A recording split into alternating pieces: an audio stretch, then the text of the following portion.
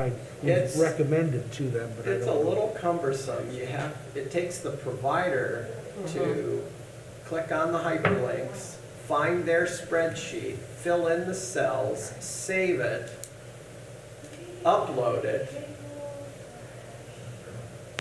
You have to have a committed provider. You do. And it's all found under the state's COVID vaccine dashboard. There's a click for provider information, I think they call it. And then you have to read from there. And you can, buried in the text, you'll find some hyperlinks that get you to their portal. Or, in case All right. you can put more than one patient on the spreadsheet. You say you can do more than one?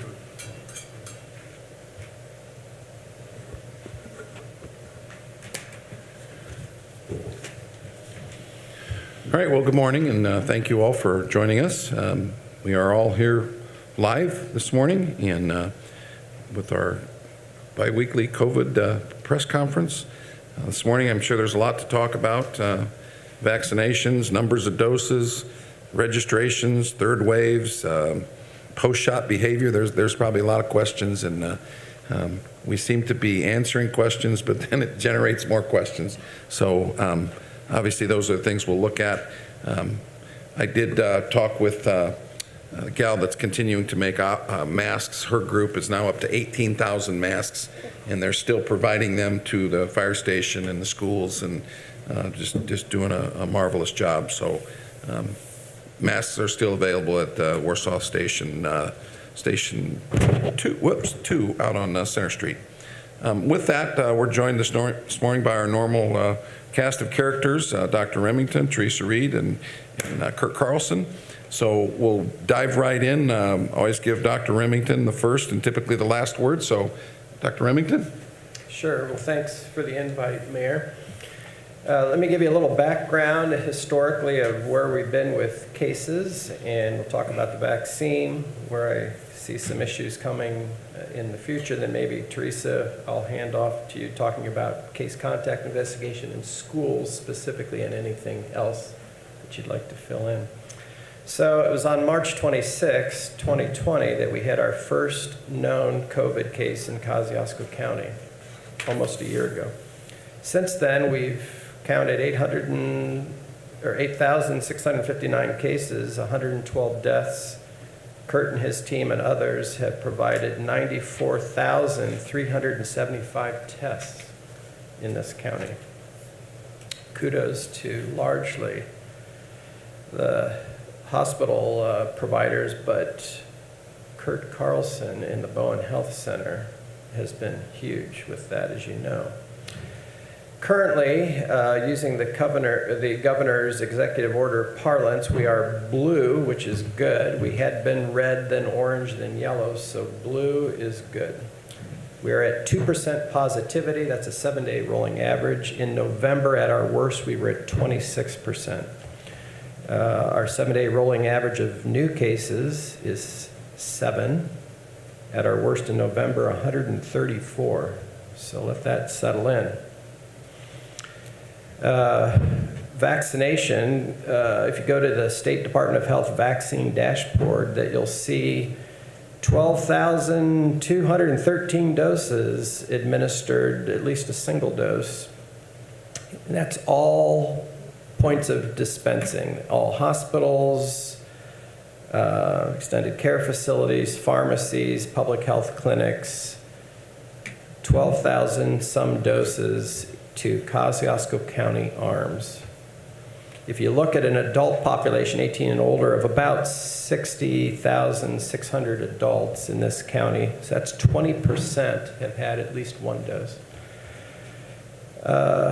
7,495 as of yesterday's click on their site, divided by 60,648 adults, is 12% fully immunized. So I personally don't think that's doing too bad, just a little over 2 months into this, 2.5 months.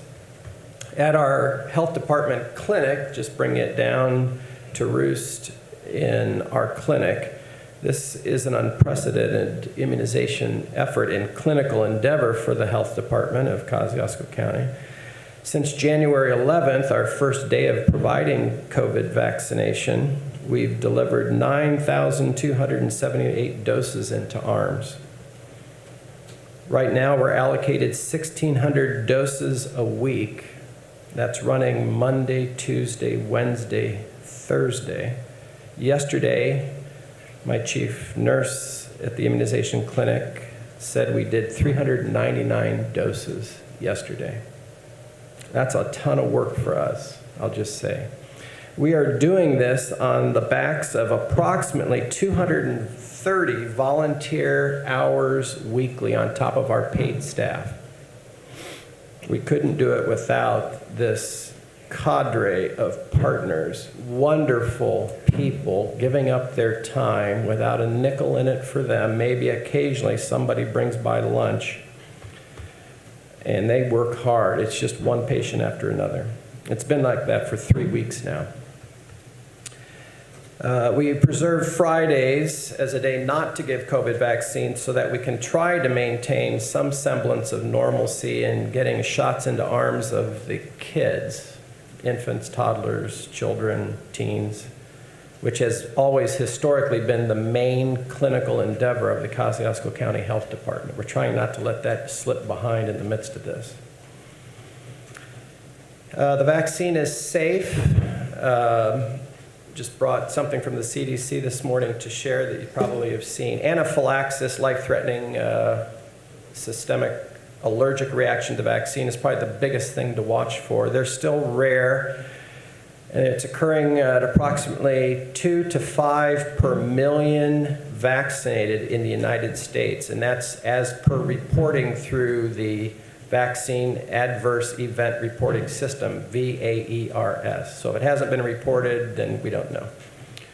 They have a very thorough reporting system. It's multi-layered. It's not just VAERS. There are other things at play federally from the CDC and others watching vaccine outcomes in this country. It's very thorough, unprecedented, actually. So they're pretty rare, these anaphylactic events. How about deaths? So again, this is all current per yesterday's click and date of their report. Over 109 million doses of COVID vaccine has been administered in the United States from December 14th through March 15th. During this time, VAERS received 1,913 reports of death. That's 0.0018% among people who received COVID vaccine. That's just reporting a death. There's no confirming of the cause and effect. This is just a low threshold to just report. We'll shake it out later.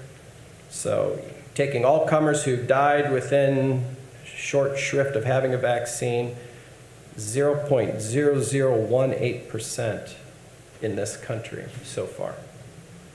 Very safe vaccine, very thorough, multi-layered approach to watching for adverse outcomes. I'm very confident of that. It's a highly effective vaccine. Every now and then you'll hear a little report of some concerns for breakthrough cases, but they're considered pretty rare. And the efficacy for these messenger RNA vaccines, which we largely are using now, is still in the mid-90s%, which is very good. The traditional seasonal influenza vaccine runs anywhere, you'll hear estimates from 40 to 60% effective.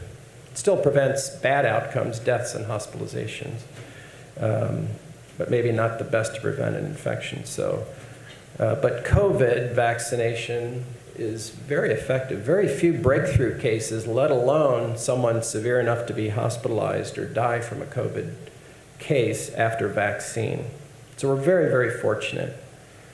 I just can't emphasize that enough. It's a real opportunity to seek a vaccine when you become eligible. There are some things to watch. Europe's third wave is getting some discussion, notable. Not sure I totally understand what that is yet. There are newer strains that are more efficient in transmission, something to watch. There's a very dynamic issue, which we were discussing just a few minutes ago, in vaccine allocation. A new federal administration, as you know, playing with the states and then coming to us locally. Really hard to plan, I'll just say, in the middle of all that. But we'll take what we get and we'll get it into arms as fast as we can.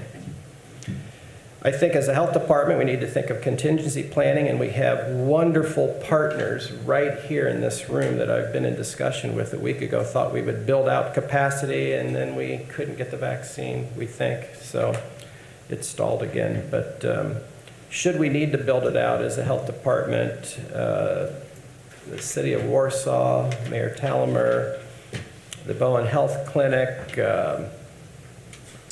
Kirk Carlson, and hospital systems, Parkview is stepping up very strongly as part of a contingency move should we need to. Should we get a lot more vaccine and we just simply can't keep doing it at the clinic site we have now and with the model we're using, I think within a couple days we could build it out pretty quick.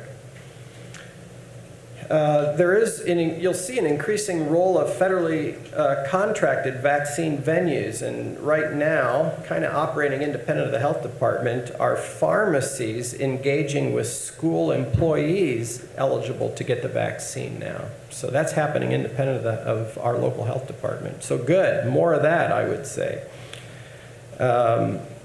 Eventually, I think we'll continue to see a slow tapering off of population-based mitigation strategies. The mask, the social distancing, the decreased attendance parameters, all of that will slowly ease off, is my prediction.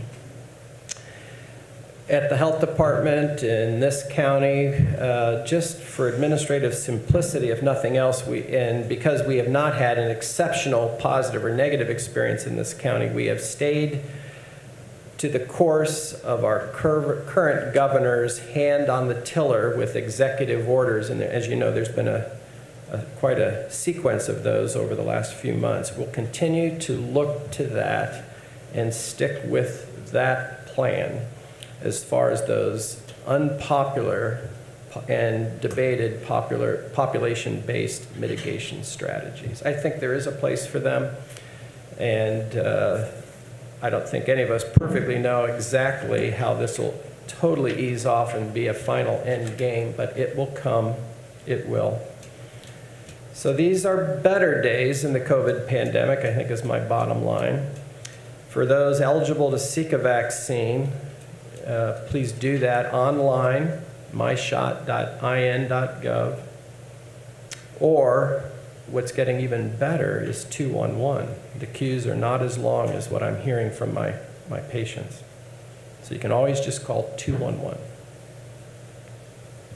Those with pre-existing illnesses, there's a growing list of people that are now eligible for vaccination outside of age parameters. So those of you listening or watching, please look to that. Those require vetting by a medical provider and then eventually being personally offered an invite to come to the vaccine party, if you will, from the State Department of Health. A little cumbersome, but it gets done. I've registered 3 of my own patients in the last couple days, and my colleagues are doing the same, case by case. So if you are younger than 45 and have a pre-existing illness that you think may count, go to the website at the state, see if it does, and if it does, give your medical provider a call. Say, hey, would you please be my advocate and find a way to invite me to the vaccine party for COVID. Okay, thanks. All right.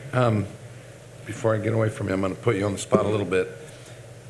I know we've talked about the difficulty with distribution, the different products available. Obviously, we've talked about the J&J vaccine making life easier to get it out. Any tea leaves with regards to the J&J vaccine in our community? So we have 200 doses sitting in our refrigerator now at the health department, and we are holding it back for a special clinic. And we hope to announce that within a day or two, probably a month out, trying to reach an at-risk community. And there'll be more. The Homebound Hoosiers program is operational. We're still trying to find our way in that as a health department. You could perceivably use the J&J vaccine for that as well. That is, medics come to your home, give you 1 dose, and you're done. But we're, I think, going to hold that 200 doses we have for a special clinic. So if you are a Homebound Hoosier eligible person, then we probably will use the Moderna vaccine if it's our health department handing the vaccine off to a medic that will come to your home. All right, thank you. You bet. Appreciate that. Kurt, I'll pivot to you with regards to testing, ongoing testing, and of course the hotline. Dr. Remington mentioned 211 as well as the rshot.com. Locally, we've set a hotline up that I'm sure you'll want to talk about for those that are either challenged bilingually or can't understand technology and need the help. So you guys have been doing a great thing locally to try and address those two concerns. Yeah, thank you, Mayor, and thank you, Dr. Remington, for that summary. Testing at our high point, we were doing about 300 a day. We're down like nationwide to about 30 to 36 a day on the average. Monday through Friday, again, those hours are still Monday, Wednesday, Friday, 10 to 6, Tuesday and Thursday, 11 to 7, glad to serve. But as that volume went down and we opened up the hotline, that number is 574-347-4256. And as of the end of last week, we'd registered over 170 people. A significant percentage of that are Spanish speaking. The website is only in English, and so they would have had no other access to that. So it was a privilege to help them. Earlier on, we were getting almost as many questions about the vaccine as we're getting people requesting to register, and that has shifted now to the majority. People calling in actually want to register, and I think it was Monday, every English-speaking call, it was to register, and we got them all registered. Every Spanish-speaking call was to register, and they all got registered. So that's working very effectively. I think that's it, Mayor. Great, thank you. Teresa, I know you've got some things to talk about. I do want to ask if you'll go over protocol for those that have received the shots or single J&J or both shots and are vaccinated by CDC standards. What can you just kind of maybe go through what they need to do as far as continuing the restrictions? Well, right now, the CDC has still instructed that most precautions need to be followed whether someone is vaccinated or not. They're still asked to remain masked and at a distance, although they suggested that there could be small groups of people get together, including contact with unvaccinated. I know as people come through the clinic, we hear lots of people very happy because they're going to see their grandkids, and they haven't seen their grandkids in a long, long time. So a lot of people are very happy as they get this shot and have that little bit more of feeling of safety there. So, but they still ask that precautions be followed. There's still, these are experimental use authorizations. They're looking for the answers. As Dr. Remington said, they're collecting data all the time, but sometimes there's not always all the answers aren't known yet. Cases, from our standpoint, looks good. I'm pretty happy with how it looks. We did have our low case so far after the second wave was the very end of February. We were down to 40 cases in a week. Was up to 48 last week. Right now we're at 28 so far for this week. So I expect that we might see it a little higher than the 40, 48 this week. We'll see what it shakes out. Saturday, they tend to get a lot of results back and see a high number. There's definitely a cycle in how the days run, but pretty optimistic with that. That's what, not much wrong with me right now. Well, Mayor, maybe I can add one more thing. Once the state gave us the incentive to use more of the rapid tests at the site, that's the majority of what we do now. Originally, the state wanted us to go slow with the rapid test using the deep nasal swab, and now they've pivoted, and we're getting plenty access to tests, and we're also doing now all the school systems, both faculty and students, because the state is expecting schools to be doing their testing. None of the schools wanted to do the testing, so they delivered all their all their tests to us, and we're now every 2 weeks supplying them with the information. They have to go in into a website and supply a lot of data. And again, like everything else, the first week we didn't know that they had to have all that data. So starting the second week, we're giving them everything they need. So, Teresa, I know you are an infectious disease expert and epidemiologist, and I know I give you credit all the time for predicting the second wave on day one of this thing.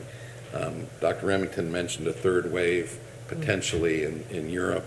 Just from a scientific epidemiologic standpoint on a pandemic like this, can you just comment a little bit on a third wave and if there's anything you see that could apply locally? I feel pretty optimistic. I keep investigating this because I know our community and our epidemiology for more than the last decade. I think we had a much higher rate of infection, and I think with the vaccine and with our past rates of infection, I think there probably will be a third wave.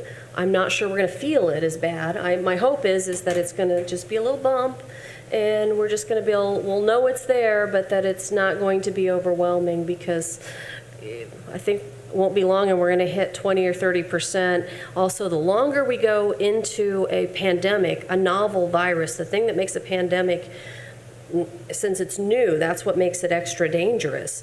But it's not so new to us anymore. It's been around in our community for more than a year. As I look at last year's wave, I think we missed a lot of the first wave because we didn't have the testing yet. If we look at the states and see the ones that had the testing available, we can see their wave, and we know that these waves have echoed one another no matter what the state's doing or anything. So I'm pretty optimistic. I think our community, at least people stay home. If they don't want to cooperate in every last aspect, they're still very kind to one another and protective of one another. So I feel optimistic. I think there'll be a wave, but I hope it's not smashing. Great. All right. Dr. Remington did mention vaccination clinics and the potential to expand, and I just want to underscore that we are constrained by the doses that we're given. We'll be ready at a moment's notice to expand when we can get the doses. And as you heard, it's a kind of a fickle thing. And we are working hard. This group up here in Northern Indiana Hispanic Health Coalition and some of our other partners, we're working to make sure that these doses get out, but we got to have doses. And I just want everyone to know that is the constraint right now. Hopefully that won't be the constraint for too long. But as you heard, we're getting a lot of shots in arms. 20% of the adult population in the county, and there's some discussion about the response, the antibody response to people having had COVID. That's pushing that up probably a bit, although those folks do need to get shots. I think I heard this morning you should wait 2 months after you've had 3 months. You want to talk about that? Since we know, as we look at how long someone's natural immunity lasts, that's one of the things that's being looked into right now. It's one of the things I'm reading articles on and journals on right now to kind of get a feel. And we are seeing that there's some publications out there that have good longer-term immunity. And so where does that play in, and where does that play in? As I'm looking ahead going, what if you don't what population is going to be willing to be vaccinated or not? And how does that play into everything? But it is good news on the side of herd immunity that it does sound like it's lasting. longer. And then I forgot the rest of the part of the question there. Oh, just talking about natural immunity from Yeah. being infected. Yeah, How does that impact that? the thing about right now, a lot of times, like if I want to run blood work and see if you're immune to measles, we know we do IgGs and IgMs and we follow those and we look at them. But that's not where all the immunity comes from, especially in respiratory viruses. There's a lot of other natural innate immunity that has the ability to help mitigate if you are going to get ill, react. We know that we've had people with this SARS-CoV-2 that are literally asymptomatic. So with that coming into it, it means that we have a much larger percent of our population who is not naive and has some degree of immunity. I just wish I knew how much it was. Right. We don't, and your point is antibody levels alone and surveillance testing doesn't honestly give you the full view of what has happened in a population. Because there's a side of the immune response in a human that is not easily measured, the cellular immunity, the T cell. There are some assays developing for that. And there's growing understanding of just how many people probably have had infections that we didn't realize with previous methodology. So all of that is actually good because it folds into the calculus of risk for a population moving forward into a pandemic, post a growing burden of infections, and post now effective vaccination. So we have two arms that look strong in offering durable population benefits. So a year into this, we are no longer, as to borrow your term, naive, right? Which is good. So I think part of that question was The vaccine. How Right. long timing of should vaccination. wait, yeah. Okay, there's two purposes on waiting with the vaccine here. For one thing, if someone has recently been infected, and this is anecdotal, I don't have the numbers on this, but I get to hear people register. So if they have the disease in close proximity to the vaccine, sometimes they seem to have a higher reaction to the vaccine. And that makes sense to me because the immune system's already turned on to that. It's already ready to respond. It's right there. And so it goes a little more. So 3 months after you've had the illness is the CDC's guidance. I mean, they say you can get it at any point if you want to in there, but you should be, unless you're severely immune impaired, you should be good for up to 3 months after. And you may want to decide if you've had the infection recently to wait that 3 months just to give it a chance so that you'll have that new immune response a little farther out instead of making it go so high so fast, get another exposure. Repeat exposures just increase your immunity. So. Great, thank you. Nick?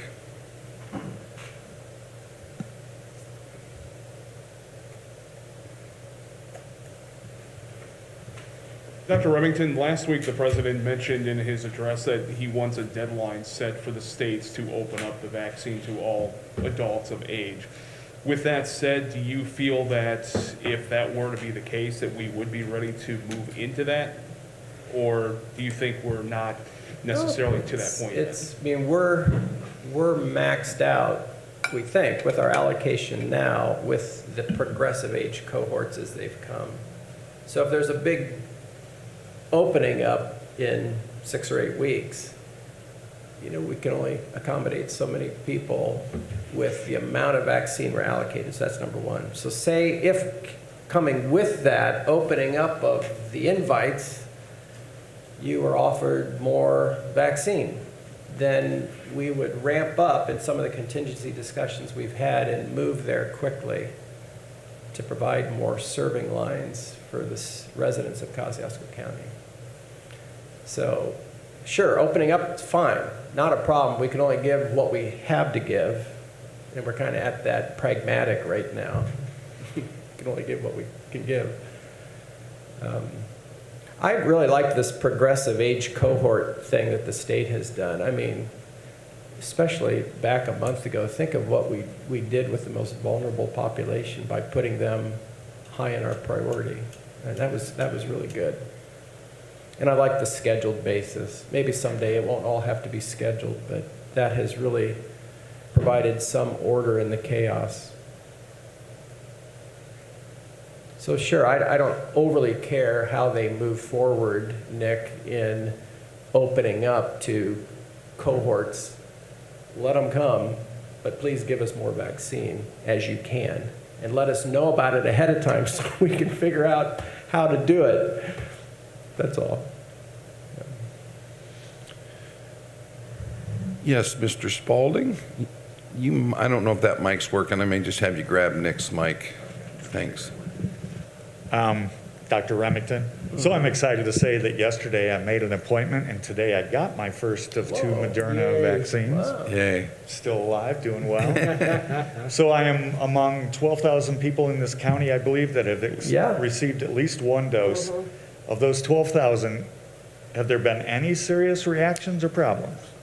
I have not heard it through the anecdotal grapevine, and I think I would if we had a bad case. I've not heard that. I have had anecdotes of people with sore arms, fevers, achy. I've had a couple of people, just again, very anecdotal. My personal patients have telehealth visits with me this week who thought they had a cough and congestion from the vaccine. And I just refreshed my memory and thinking with that whole particular potential with some research last evening, and no, as I told those patients, the COVID vaccine should not cause congestion and cough. Again, there's nothing live in there, so I think it was probably a coincidental co-infection with a non-specific respiratory virus. Maybe it could have been COVID itself that just came on the heels of them not being fully protected just yet. At least one of them had tested negative for COVID, looking for a COVID infection. Okay. So very safe, effective. We've had no severe reactions that I'm aware of in this county, at least our role of delivering vaccines as a health department. But the anticipated, what they call the reactive or reactogenic symptoms as your immune system gets stimulated, yes.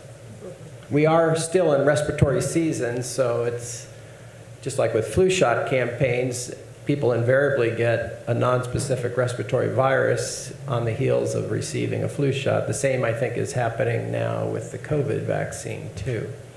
So, Just a few more questions, if I Yeah. could. Do you have any documentation on how light the flu season has been? oh, I didn't look at that fresh this morning, but I can tell you it's been extremely light, unprecedented light. And one of the best sources to go to on that is the CDC's Flu View. It's a quick glance. I'm sorry I didn't look at that this morning. But I have not heard otherwise in weeks. It's just the talking point has been it's just an unusually light influenza season. And I'm so thankful for that. Why it's light, I don't know. The Australian experience in the Southern Hemisphere, their winter was the same thing. So we had a heads up that likely we would experience a winter like that this year, and we have. Whether it's because of all these public health mitigation strategies that we've been using, perhaps, but I don't think we perfectly know. Okay. Also, so you've got 200 J&J vaccine doses reserved for an at-risk group? Yeah, well, we'd like to do again, we're pushed to do these 1,600 doses a day with a 2-dose strategy. So if we have a special subgroup in mind, and we'd like to have a clinic targeted to them, and we'd like it to be a one-and-done clinic so we don't have to repeat it in another month. So when we have special events like that, and the state, their guidance with using the J&J vaccine is to think of things like that to do, and that's what we'll do. Use it for special events, maybe use it for the Homebound Hoosiers program. If that ramps up and we can go through a vial eventually, should our allocation of J&J vaccine open up, then that would be a nice application for that too. So special events, if the vaccine allocation for a single dose strategy really opens up, then eventually, wouldn't it be great to just replace this bulky 2-dose strategy with a single dose strategy? I'd be all for it. And I know my staff would be all for it. That was one of the toughest things we heard early on in this whole vaccine thing, is that these were 2-dose strategies. And all of a sudden, that is a game changer. Because what you had in your mind was these big events that you would hold, one and done. But then you realize, no, you have to build a continuity experience somehow here, in mass. scaled up like we've never done. That has been a huge operational issue. I think to your point, isn't the state using that J&J dose for Yeah. their masks, like the Notre Dame and That's what I understand. Motor right. Speedway? Yeah, I think it was J&J vaccine they used in the Motor Speedway event, right? And there's an It serves, event, I mean, it's great for that. there's an event coming up at Notre Dame Right. on the 20, 6, I believe. yeah, and I don't know if there's any appointments I available. think they're all booked up, Yeah. is what I heard. Okay. Yeah, and the cold chain storage issue, which again has been really bulky with these messenger RNA vaccines, is not an issue with the J&J vaccine. So hooray for that. As you can imagine, it's in hot demand because of those things we've just discussed. So there's no promise of a huge supply chain at this point from the State Department of Health's guidance to us as a local health department. So our main gig is with the Moderna vaccine, a messenger RNA 2-dose strategy as you receive. Do I sense some frustration, growing Well, it is. frustration Any over planner is frustrated with this. You want to get this done. No. Right? But We all as want to far get as this done. a mass vaccination clinic, Oh, it would be great. There's logistics involved. And to this point, the health department out at the K-21 Pavilion have done a masterful job. And they would probably admit they're probably about at their capacity. What they're doing right now, they're doing wonderfully. The leadership's good out there, and having appointments, requiring appointments, creates just a nice even flow, unlike testing where they were lined up around the block. So Indiana, I agree with you, has done a good job in requiring that. But I think locally, we've done a great job. We just know that it would be nice when, and we're anticipating we're going to all of a sudden get more doses, we want to be ready to react. So it is hard to plan when you don't know when you're going to get those doses, but as soon as they're available, we want to get them out.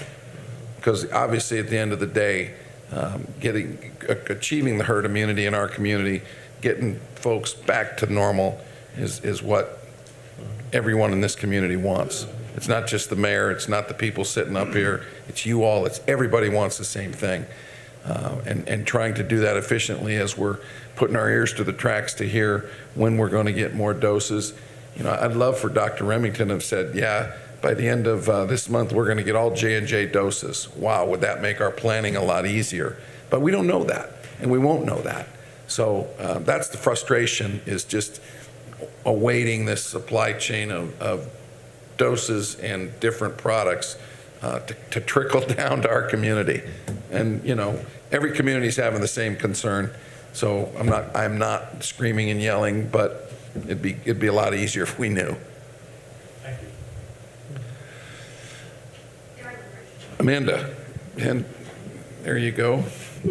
Times Union. Can you talk a little bit about what maybe you know about when kids will get vaccines? I've read different stuff in the news lately, you know, about like an age limit of like 12 and older, and then they're trying tests on like young babies and infants. You know more than me, so what do you know? I don't know a whole lot, Amanda, I'll be honest, but I am watching the news reports as you are, reading a little bit. In my inbox this morning was a medical news feed talking about Moderna beginning to test their vaccine, or desiring to test their vaccine in children. Where that'll go, I don't know, and how quickly. Again, we're fortunate this is not an influenza pandemic where children and young adults have been largely taken out. That this is largely a pandemic that's taken out older people, and we're able to get vaccine to them. But we'd love, I mean, the more thoroughly you can immunize, the better. We want it safely done. Everybody does. So.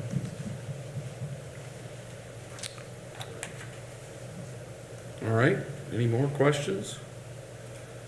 Okay, well, I appreciate your viewing today, and appreciate everybody coming together, and I think we've kind of talked a little bit. I think for the time being, we will continue every 2 weeks.